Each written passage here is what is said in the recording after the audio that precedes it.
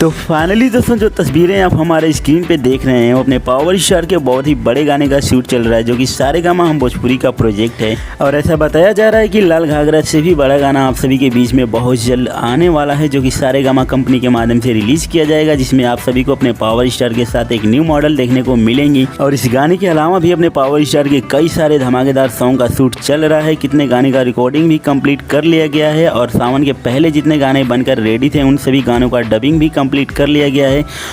तो दोस्तों इससे साफ पता चलता है कि अपने पावर स्टार जब भी मूड में आते हैं तो भोजपुरी का माहौल बदल कर रख देते हैं। आप सभी दोस्तों बेफिक्र रहिए, क्योंकि बैक टू बैक बहुत सारे गाने रिलीज होने के लिए हो चुके हैं रेडी, और एक गाने का पोस्टर भी आउट कर दिया गया है जिस गाने का टाइटल है धनिया ए जान, जिसका टीजर आप सभी के बीच में आज या कल शाम तक रिलीज कर दिया जाएगा। तो दोस्तों आप सभी इन सभी गाने को देखने के लिए कितना एक्साइटेड हैं हमें कमेंट सेक्शन में ज़रूर बताएं।